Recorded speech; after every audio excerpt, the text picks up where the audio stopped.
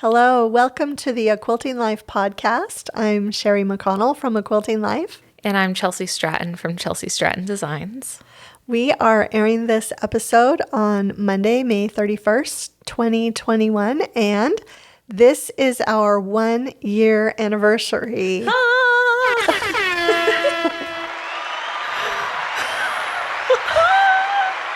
We're so excited about that. 1 year, guys. 1 year. 1 year. I feel like it was just kind of I don't know if we really put a lot of thought into it when we started it. No.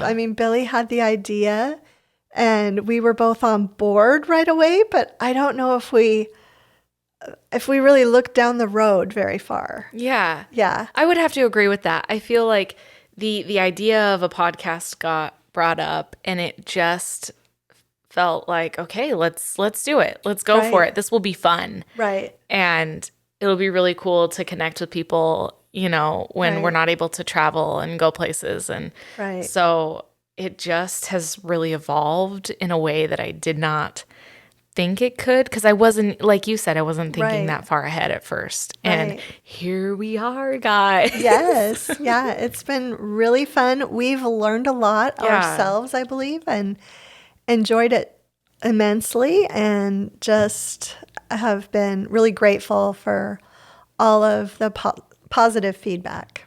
I agree. Yeah. I think it's really blossomed into something we're both grateful for, and all three of us are really grateful for. And like you said, we've learned a lot too, and it's just kind of grown. And I was actually looking at some of the beginning podcasts this morning, and going through and seeing like what quilts we've shared and stuff. And I would have to give a shout out to Billy, because just visually it even looks like so much better from the very first one that we had. And so new microphones, lighting, a whole bunch of different. Made a whole bunch of different tweaks, Billy did, and it just looks and sounds really cool. And the first couple of videos I had no idea how to use that camera. And if I look, I haven't looked back at it for a while, but if I did, I imagine it's pretty dark.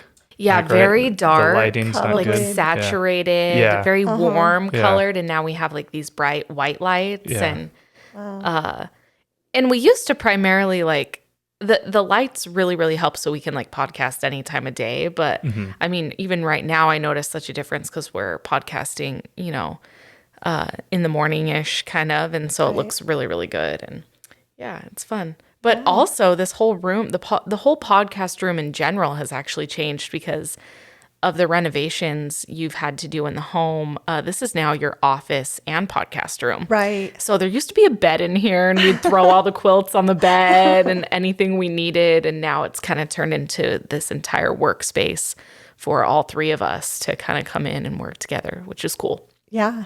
Yeah. It's been nice. Yeah. We're going to actually talk even in more detail about some of the things that have happened with the podcast, but I think we'll start with you sharing your quilts, and then we're going to turn the time over to Billy for just some podcast information that all of us might not be aware of, except for him. I'm excited about that. Yes, so I have the quilts for today, and I thought it would just be fun to share my All-American quilt since it's Memorial Day weekend. Right. And I know I've mentioned this before, but I've made this quilt twice because I originally made the quilt in our Harper's Garden collection, but I really wanted to remake it in Happy Days. So fat quarter friendly, a lot of fun, 4 different blocks in this quilt, and perfect for something to make during the summer.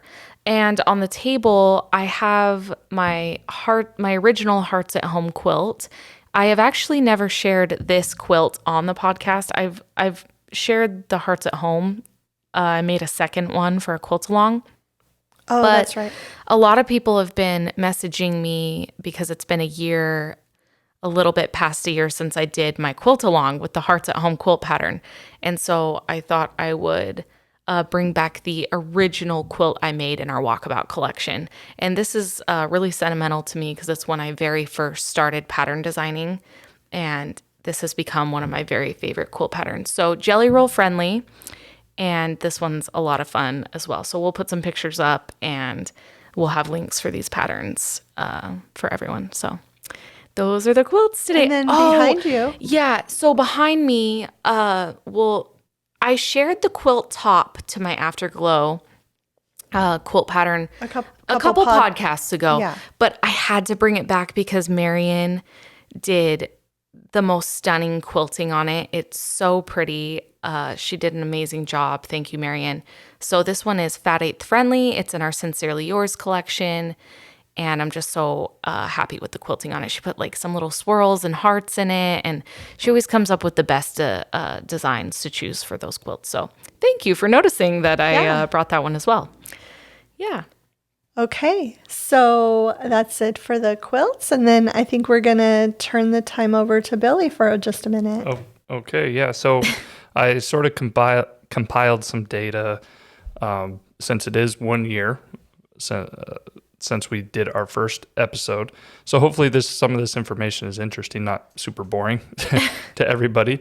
But I compiled some statistics. So for podcast downloads, and that is anyone listening just to the audio, whether it's on a phone, it's majority on the phone, but you could listen, I guess, on iPads or HomePods or computers and everything. But the podcast has reached 98,000 downloads, and this episode that's airing will let us hit the 100,000 download mark. So, awesome. So that's pretty good for a year. Some people might think, oh, well, that's not a whole lot compared to like YouTube views.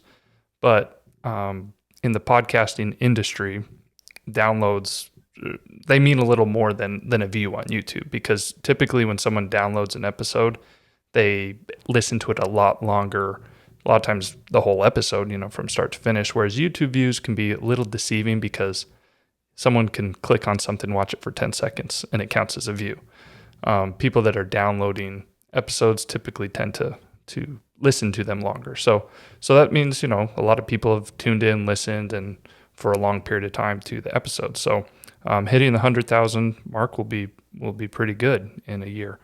I did compile all the YouTube views as well, though, to add to that whole total, because I know some people just watch on YouTube, which is great.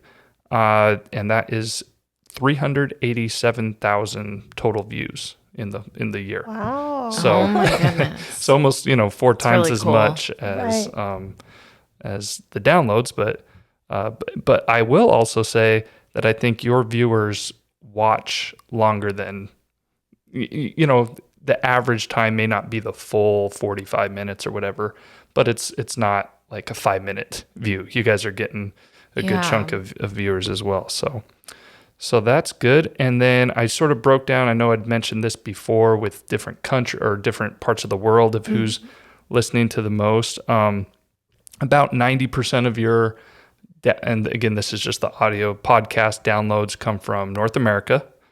But then you have Europe and Oceania. I hope I said that right. That's Australia, New Zealand area of the world. They're like really close. They're within 500 downloads of each other.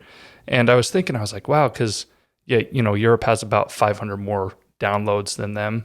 But then again, Australia, New Zealand, they speak English. So maybe people in Europe who don't speak English or don't listen to as many things in English, that's why it's more popular over there. But I wanted to give a shout out to them because there are quite a few listeners from Australia and New Zealand. Wow. That's awesome. Do you guys know, is it quilting big down there? I don't know. Australia quilting is very popular. Okay. Yes. Yes. That's what I sort of figured. So. Yeah. We actually have a couple of Moda designers who live in Australia, Jen Kingwell and Janelle Kent. Yeah. Yeah. So, and I know that Jen actually owns a shop there as well. Yeah, she does. Yeah. Yeah. So, interesting. Yeah. And then just a couple more things, if anyone's interested.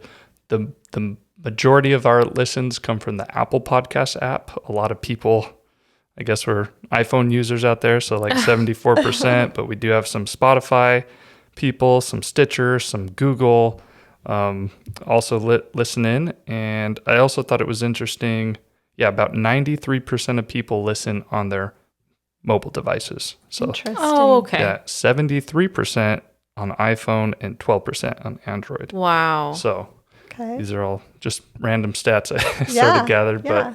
But one thing I wanted to mention, if people have, what do you call it, Alexas? Oh, yes. Yeah. Oh, yeah. We are listed on Amazon Music. So if you ever want to listen through Oh. that, if you're doing something, cool. you can just sort of say, hey, Alexa, play a Quilting Live podcast. It should work. Hey, Oh, Alexa. I'm going to try that next Yeah. time I'm in Yeah. my... I Yeah, have we an should Alexa in my test it. studio.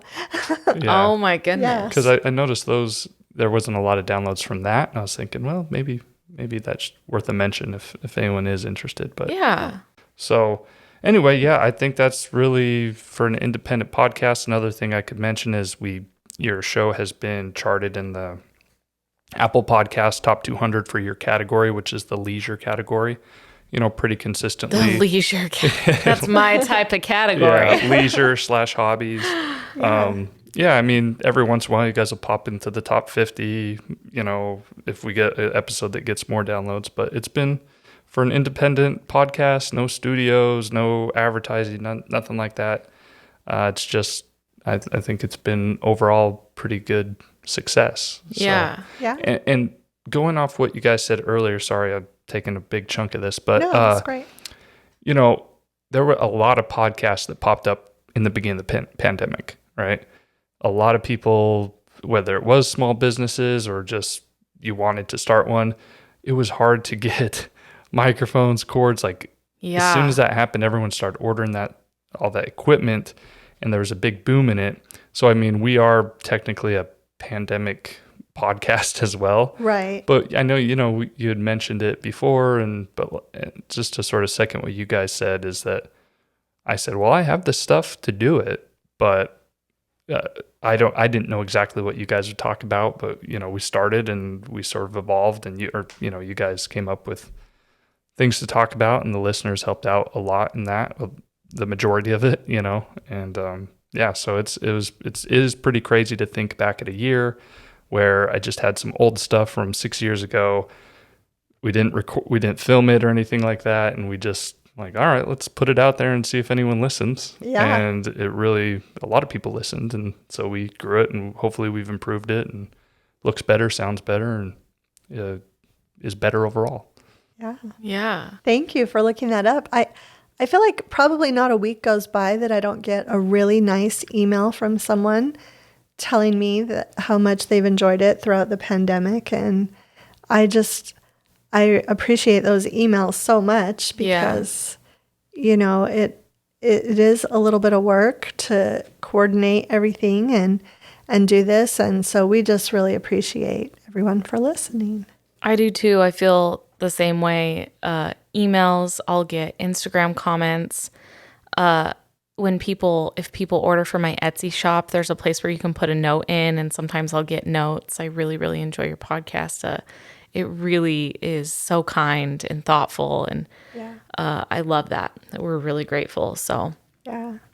So we mentioned that we were going to kind of take a look back and a look forward. What do you think has been maybe your favorite part in the past, or your favorite topic, or your favorite question, or for the podcast? I mean, looking back, there's I really, not to get all like, sentimental, mushy on everyone here, but it really has been fun. Just the relationship between Billy and my mom and I feel like that has been something I'm really grateful for. Just spending more time with family and really having working with family has been really, really important and special to me. So looking back, that's something that's really cool. I also feel like I remember those beginning episodes. I was just so nervous, and I just feel like I feel a lot more natural now, I guess, and have grown a lot. But it's also looking back on the relationship from viewers and listeners, and I just love everyone. And you would think at first I was worried. I thought we're going to get repeat questions all the time. No, like our listeners are amazing. You guys send in, new questions. And looking back, I'm just so grateful of how far it's come and the growth I've had and as we've had as a team here. And lots of laughs, lots of learning. I feel like I've learned a lot. Like sometimes listeners will ask questions and I'm like, oh, I'm glad they asked that question because it's something I'm learning from. And right. So, yeah. I was thinking of some of the funny things that have happened.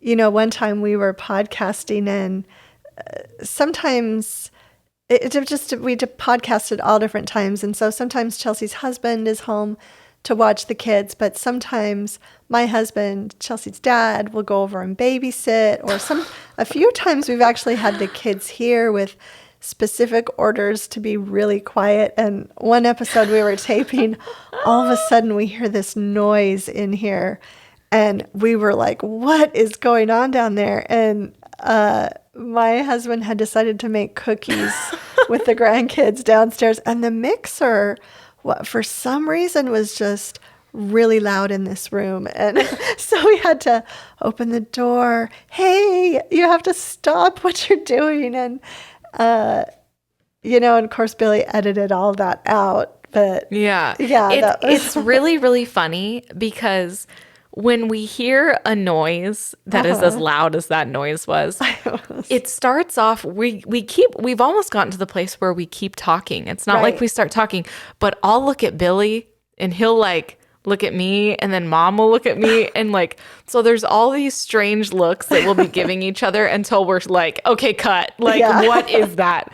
And I remember all of us rushing out and yelling, Dad, you have to stop making cookies. And he just, I think, felt so stressed and bombarded from that moment that we were all, and he was just like, fine, we'll leave. Like, it's so, poor Dad. Like, he really, like, is the unheralded work of the grandpa. Like, I feel like the kids haven't been back since that episode. Oh, no. We've done all that. Nope, I don't think so. He's at my house right now watching the kids, and I am just like praying for his soul right now because my oldest daughter, she's like, we're going to play library and you have to check out books. And I just, that is so funny. There are a lot of funny memories. And actually, I keep telling Billy, I'm like, we should make a bloopers reel because there's some stuff we have some. We have some good bloopers. And overall, you guys, I don't have to do a whole lot of cutting. Yeah. Like obviously that story there, a couple other times I've had to cut some things or you go blank for a time period of forget something and then it comes back. Okay, I'll cut 10, 15 seconds out. But you guys are we run this pretty much live. What you see is what you get. Except for, I'll give everyone a little behind the scenes. Before every podcast is my mom and sister are usually just to get in the talking mode. They're just talking. They're just mom and daughter at that point talking about whatever. And did you hear about this or that? Or did you watch this? And a lot of times I'm already recording for like 5 or 6 minutes, but I don't want to like say, all right, let's go, because I think it's good for you guys just to get things going, naturally, and then it adds to the conversation.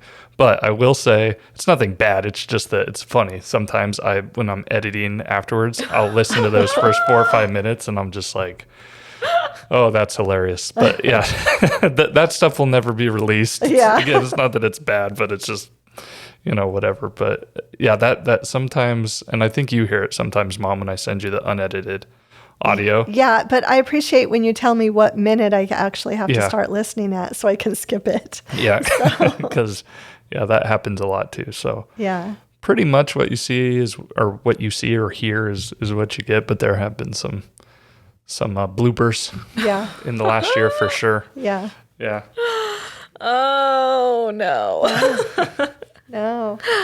Lots of good memories. Yeah, it's really, really been a lot of fun. Looking forward, I just wanted to mention a couple things. We are going to have some more in-person guests. We have somebody that we're really excited about who's going to be on. Really excited. Late summer, early fall. I'm you not guys sure. will be so excited. Yeah, you'll be really We excited. can't say who yet, but it's going to be fun. Yeah, we might have to have a guessing game or something when it gets closer. Wouldn't that be fun? That would be so fun. Yeah. Oh my goodness. Taking note. We should totally do that. Yeah, and then we have a remote guest also lined up for this summer that's really, really quite interesting, and we'll give you more information. That episode actually won't. It's going to be in conjunction with a quilt exhibit back east. Cool. Yeah, so we will be giving you more information about that, but we would actually like to know if you have any ideas about people for in person, or just, we can have them call in. I was going to say that. How fun would it be to have call-ins, or even call-ins from some listeners on a special episode? That would be really, really fun. Yeah. Yeah. That would be cool. And I can make that happen. That's cool. On my end. Yeah. Yeah. Sweet. One of the podcasts I listen to has somehow he has on his blog where you can go and record your question, and then he plays those questions before he answers it instead of him reading it. So that's something we could look into as well. It would be I love that. Fun to have the other voices. Yeah. Yeah, there's a way you can get like basically a voice box where people can call on your phone and leave a voicemail basically. I think that would be really fun. Yeah, that would be really cool, and I just getting everyone more involved, and that would be awesome. Right. Yeah, and then of course, if there are any other categories of topics that you think we should talk about too. And by that, we're, you're meaning like, because listener questions are always good, right? But we were thinking about sort of, still doing listener questions, but maybe not every single one, and focus on major topics where you guys could have more long form conversation about one topic for the, a good chunk of an episode, right? Something that you guys can think of. So if you guys have just topics that you would really be interested in hearing long form conversations on, that would be another thing to leave in the comments for this episode. Yeah. Yeah. We can start compiling a list. Right. Cool. Yeah. So do we want to mention the giveaway now? Yeah, I think now since we talked about we those, have something very exciting for everyone. Yes. For our year anniversary. Right. Mom, take it away. Okay, so we thought it would be fun to just give something back for the year anniversary. And so Chelsi and I are each going to do a $25 gift certificate to our shops. And we thought that would be great. We could pick 2 winners that way. And we'll give you a code. And that way also, if you're international, you can do a PDF, right? Yeah. So you don't have to. And if you are in the United States, if you want a paper copy, you could, of course, do that. But that way it doesn't we want to include all of our listeners. It would include all of the listeners. Yes. Right. So we thought that would be something fun to give away as the shop credit. Right. So to enter now, you're going to leave a comment on the YouTube channel, correct? YouTube channel, yes. Right. So for this episode on the YouTube channel, and you can give us either the name of a guest you would like in person or virtually, or a topic category to talk about. Right. So one of those 2 things right. In the comment section on the YouTube. Right. And mention that you are entering the giveaway and give your one or both of those, I guess. Yeah. Could they do 2 entries and do a comment with one and a separate comment with the other, or should they put them both Should in the it just same? be one entry just per person? one comment per person. Just one comment per person. But we'd love the extra ideas if you want to put them both in. Yeah, and if you haven't, so even if you're just a listener on a phone or whatever, it's just hard to get anything from that, like if you leave a review or anything. So, because some apps don't leave reviews. So we figured the easiest way to do it would be to go to the comment section in YouTube. So that'll be the episode 29. Yes. And episode. Billy's going to do some kind of a random thing and let us know. Yeah. And 2 winners. Because I'm all about when I see giveaways and raffles, I'm all about fairness. I don't want Right. my neighbor down the street. You don't want to biased, you know. So I've seen a couple things. So what I can do is I will probably insert it into the very next episode, and I'll film myself showing how I run the simulator, but I'll gather everybody's name who entered the giveaway.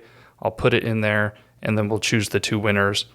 I'll film that. I'll put that into our next episode, audio and video, and you'll find out the winners on the next podcast episode. Yeah. Sweet.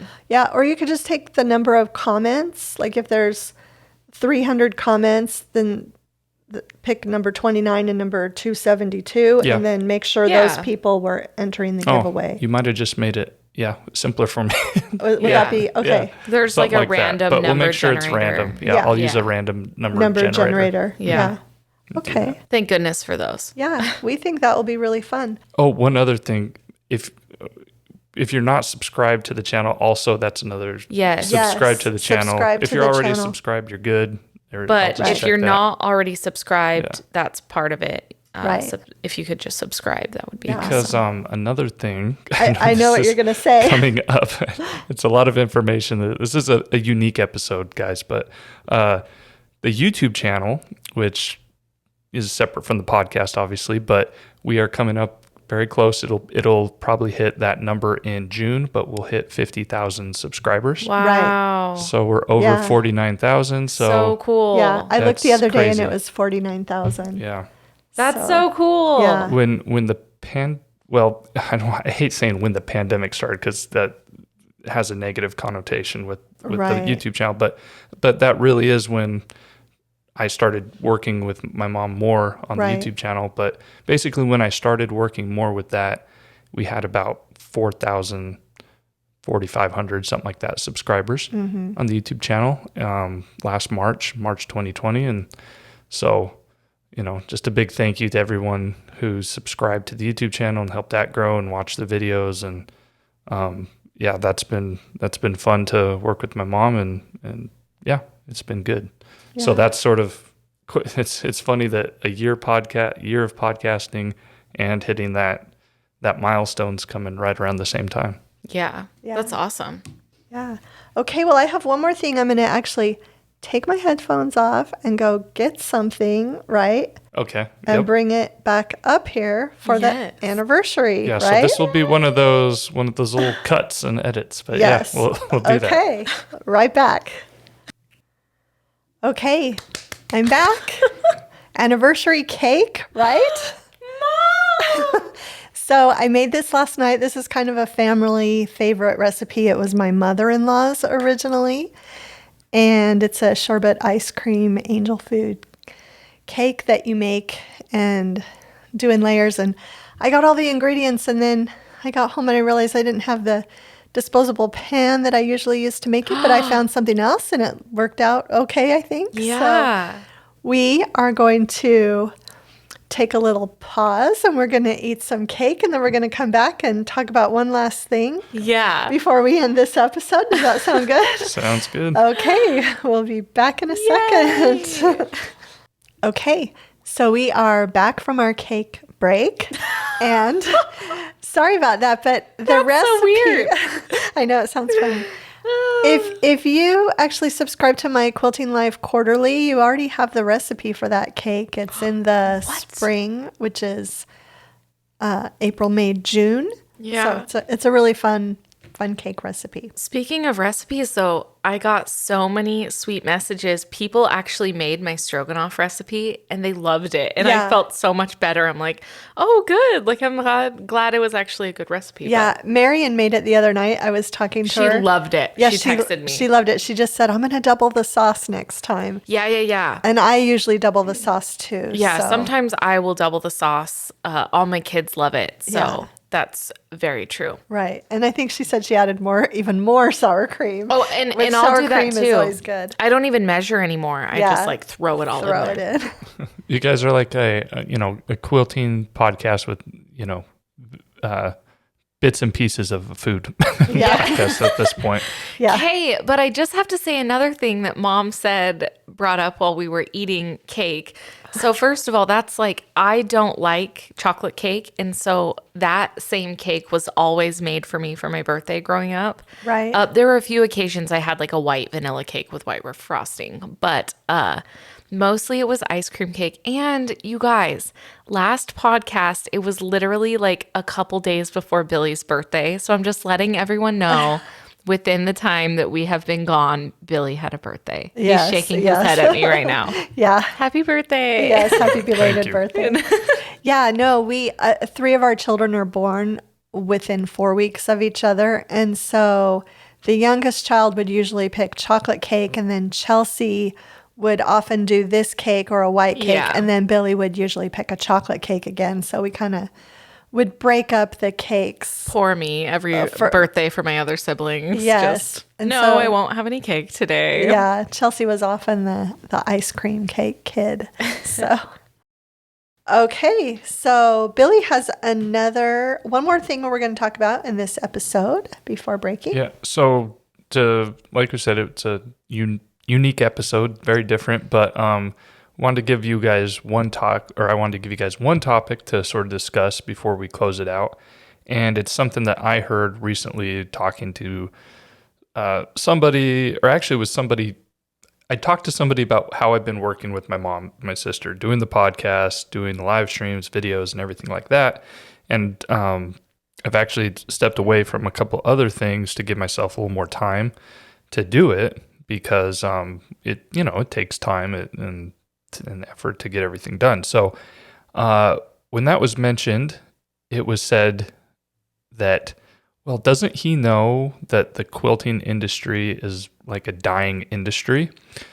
Basically meaning that, everyone that quilts is just older, and I don't think anyone else, it's not a tradition that's not going to be kept going, or it's not for younger people, and eventually it's just going to die off and no one's going to care about quilting. So I was like, wow, that's pretty bold, something bold to say. So, and I know you guys have I think a listener once wrote in about something about, how do I talk to people? Like, I think it was from a younger listener, and then said, what do you guys say to younger quilters or to a younger generation? So it's along the same lines, but maybe a little more like the industry as a whole. Like, what would be your response to something like that being said, that the quilting is a dying industry, or it's going to go away or disappear?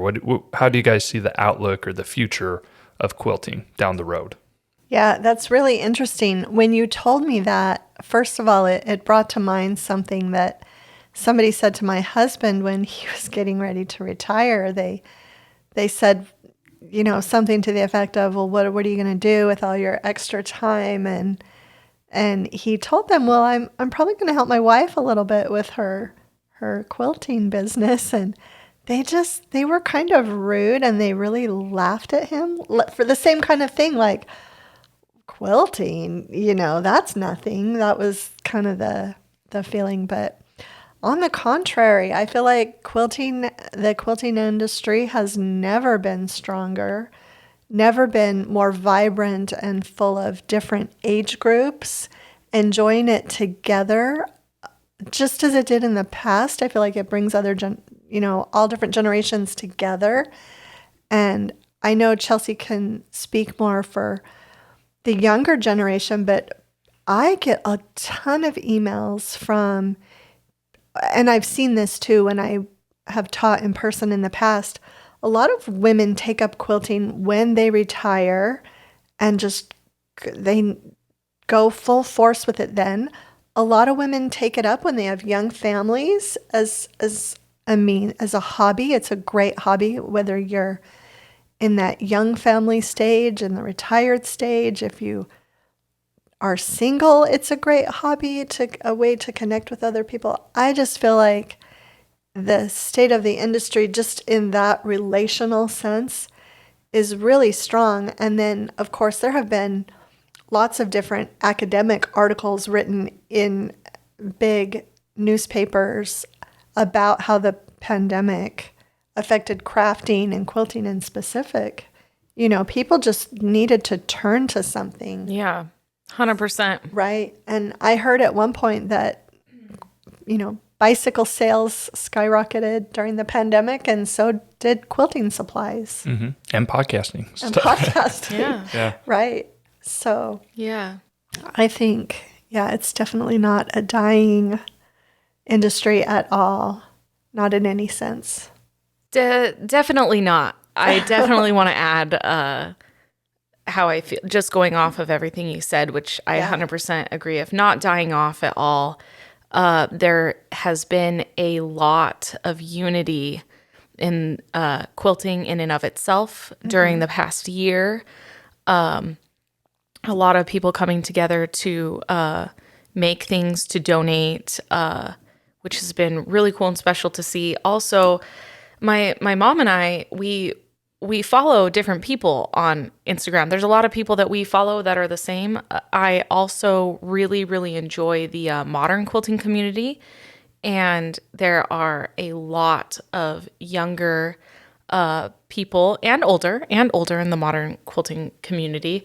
And it's not, quilting has so many different forms. I mean, you are sewing, you're doing garment sewing, you're just different, there's traditional and modern quilting. It's growing and it's exciting. It's really, really exciting. It's not, and you think we get questions a lot that are, well, how do people come up with new ideas? Like, are people just repeating? No, there's constantly new ideas and new creativity sparking all the time.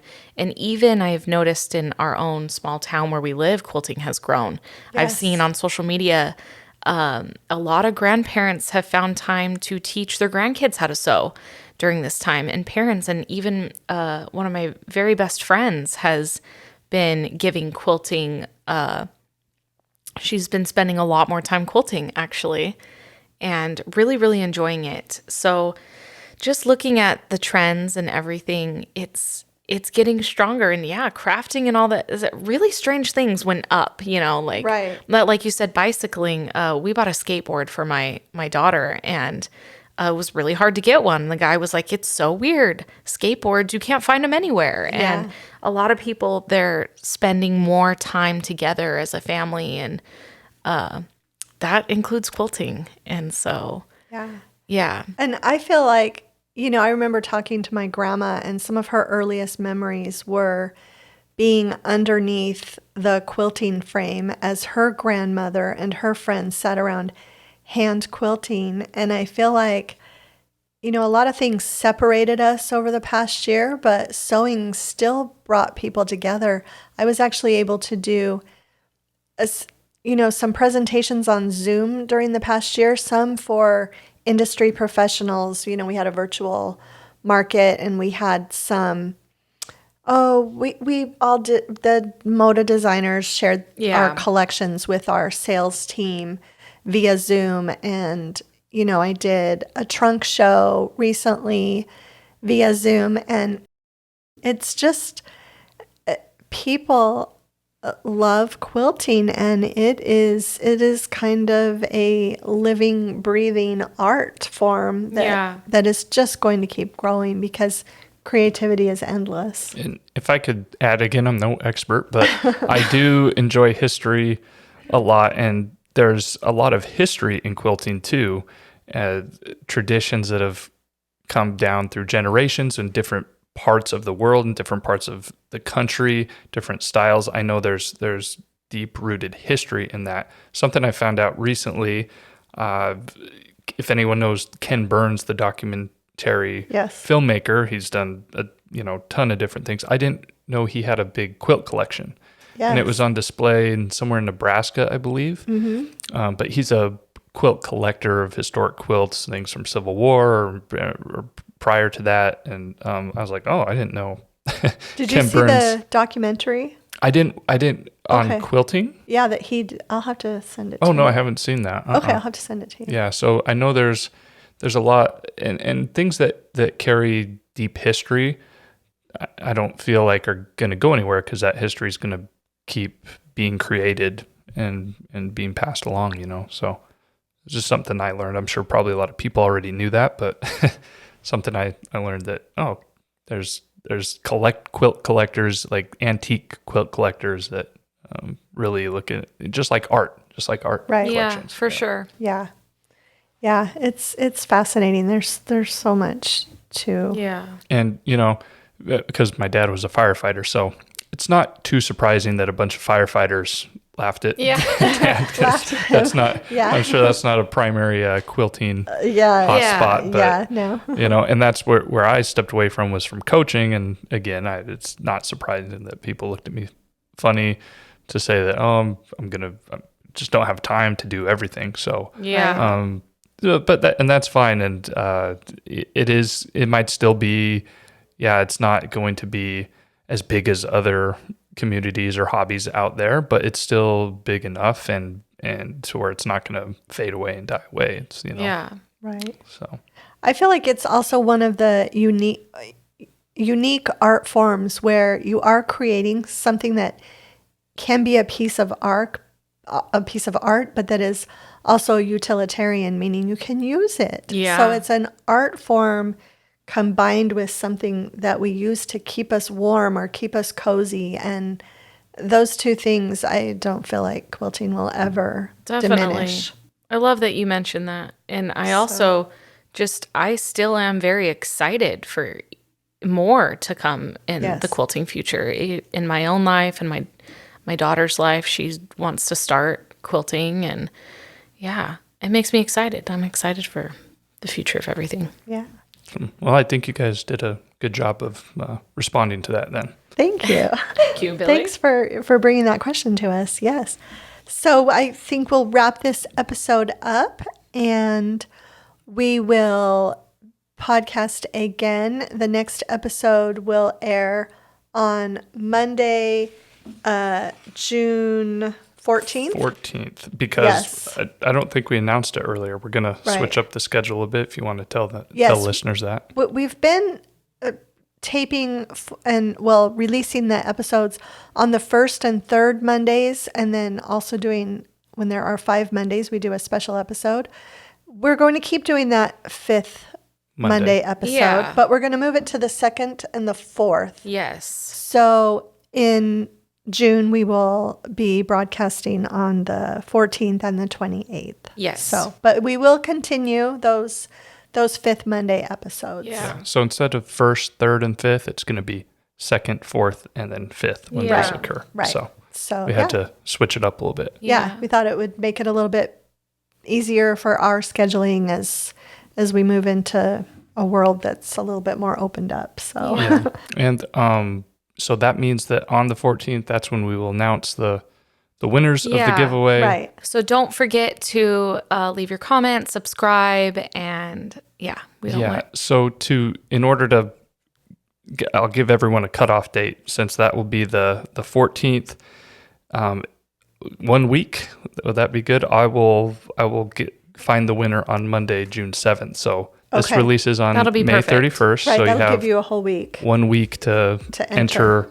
And then I got to cut it off because then I'll have to edit it into our next podcast episode. Okay. Yeah. So, all right. Yeah. Sounds great. Well, thank you so much for stopping by.